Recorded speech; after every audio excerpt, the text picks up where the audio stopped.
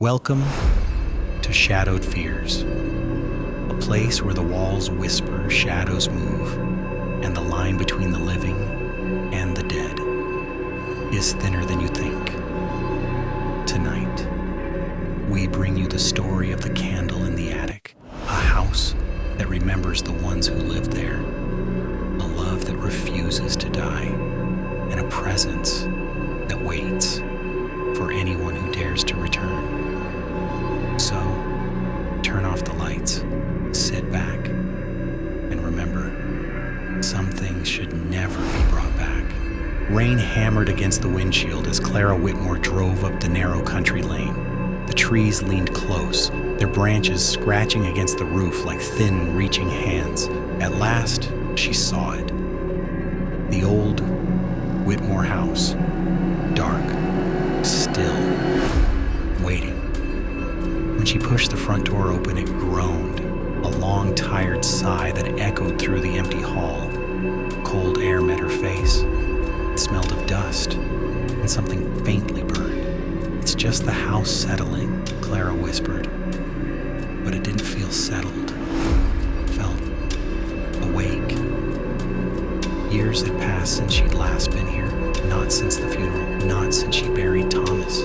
She tried to tell herself it was only a building, 4 walls and a roof. But the silence pressed in around her, as if the house was listening. That night she unpacked a few things. An old photograph of her and Thomas, and smiling sunlight on their faces. She traced his cheek with her thumb and whispered, "You'd hate this place now." She set the photo beside a single candle. At 11 o'clock, the old clock downstairs began to strike. Each chime echoed through the hall like a slow heartbeat. When the last one faded, Clara blew out the candle. The flame vanished with a soft sigh of smoke. Then, silence. 1 minute passed, then 2. A faint creak came from above. She froze, her eyes lifted toward the ceiling. Another sound. A slow, careful step. Someone walking across the attic floor. "It's nothing," she whispered. "Just the wind." But the wind didn't walk. She stayed awake for hours staring at the ceiling. When she finally fell into a restless sleep, she dreamt of Thomas, standing at the attic stairs holding a candle, its flame trembling in the dark. When she woke, pale morning light filled the room, but the air smelled of wax. Her stomach tightened. Step by step, she climbed the narrow staircase. Each board groaned beneath her feet. The attic door was slightly open. She hesitated, then pushed it wider. There, in the gray light, stood a candle, still burning, half melted. Beside it, the photograph of her and Thomas, the same one she'd left downstairs. Clara's breath caught, her voice broke. What is this?" The candle flickered once, twice, and just before it went still, she heard it. A whisper, soft as air. "You shouldn't have come back." Clara didn't move. The whisper still echoed in her mind. "You shouldn't have come back." Her pulse pounded in her ears. She took a step back from the candles, but the flame didn't flicker. It burned steady, silent, watching. She turned and hurried down the stairs, gripping the railing so hard her knuckles went white. By the time she reached the kitchen, her hands were shaking. "Calm down," she muttered, "you're tired. You're imagining things." But even as she said it, she could feel the warmth of the flame still clinging to her skin. She made tea just to hear a sound, any sound.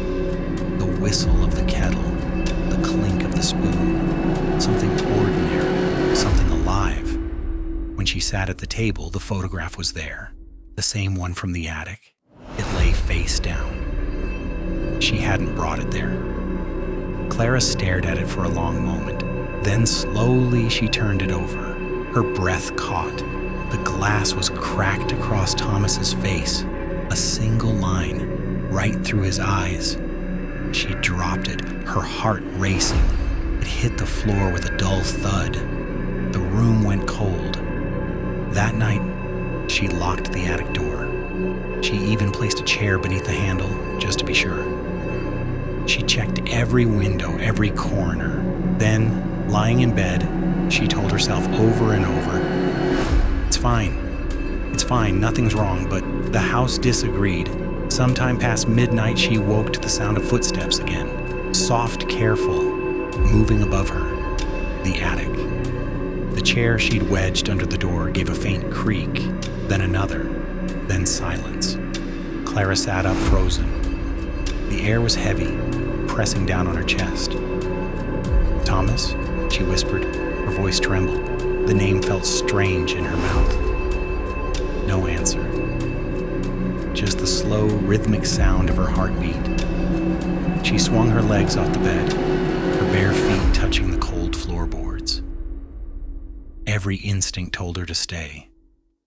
But something in the back of her mind urged her to move. Step by step, she made her way up the stairs. The air grew warmer the higher she climbed. By the time she reached the attic door, her skin was damp with sweat.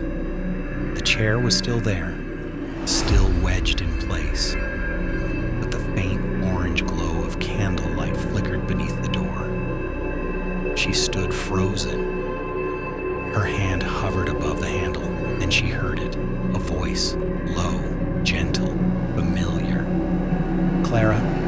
Her breath hitched. It was him. It was Thomas. Tears filled her eyes. She wanted to run. She wanted to believe. "Thomas," she whispered, "is that you?" The candlelight shifted. The voice came again, closer now. "Why did you leave me?" Her hand trembled on the doorknob. I couldn't stay." The whisper turned sharp. "Then why come back?" Clara stepped back, shaking her head. "This isn't real." But as she turned to run, the candlelight suddenly vanished. Darkness swallowed the hall. And from behind the door came the sound of breathing, slow, heavy, right against the wood. Then, a single word, soft, final. "Stay." Clara didn't remember falling asleep, only waking up. The morning light was pale and weak, slipping through the curtains like smoke. Her head throbbed. Her mouth was dry. Had she really heard his voice? She tried to laugh it off, but the sound that came out was hollow. "Talking to ghosts now, are we?" she whispered. Then she froze. On the nightstand beside her bed sat a candle, half burned, still warm. Her breath caught in her throat. She backed away from it, knocking over the lamp. It clattered to the floor, shattering the silence. "No," she said softly. "No, I blew you out. I locked the door.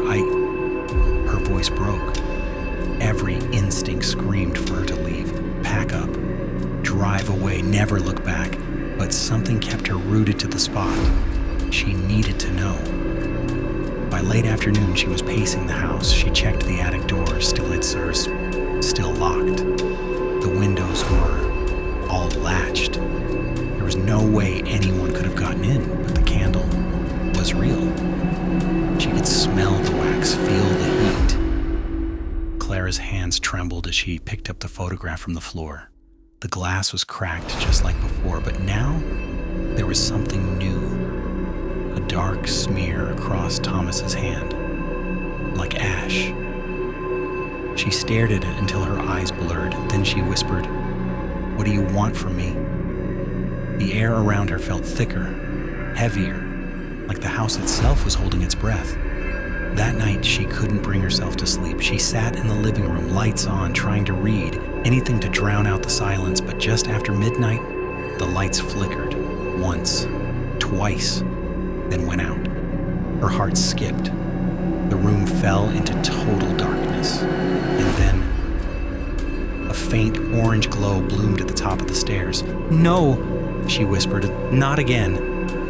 She rose slowly, every nerve in her body screaming not to move. But she did, step after step, When she reached the landing, she saw them. Not one candle, not two.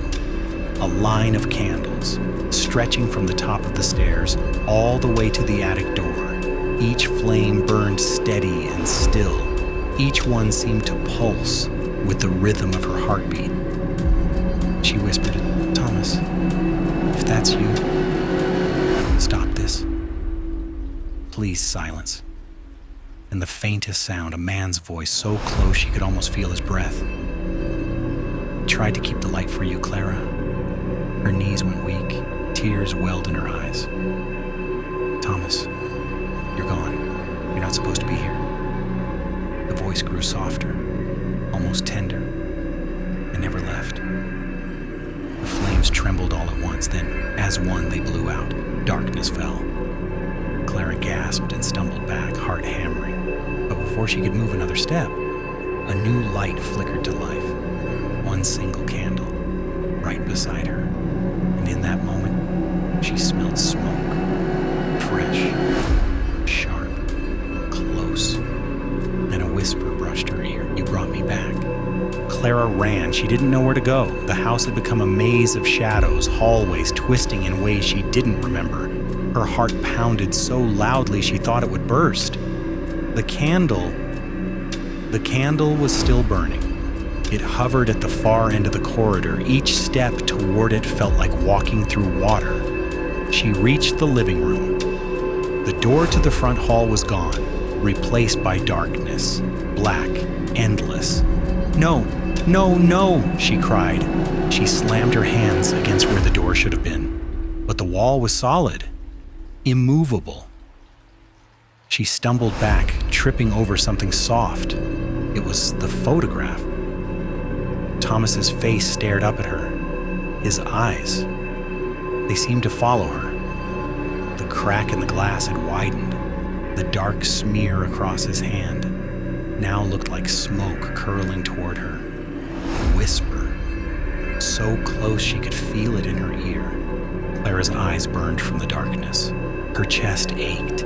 Every instinct screamed at her to run, but there was nowhere to go. The candle floated in front of her, flame dancing unnaturally. It pulsed like a heartbeat, faster, louder, in time with hers. Then the whisper, all around her now overlapping, echoing, "Clara, stay, stay, stay." The walls began to shift. Rooms stretched impossibly long, the ceiling lowered. The house was alive, watching, waiting. Clara stumbled backward, falling to the floor. The photograph slid from her hands. Thomas's face stared up at her.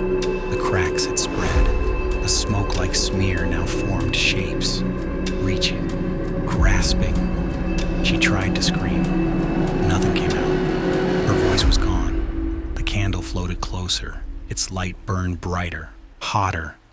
Then a voice, not soft this time, clear, commanding, filling every corner of the house. "Clara, you came back. Now you belong to me." Her hands shot out instinctively, grabbing the candle. The flame burned her, yet she didn't let go.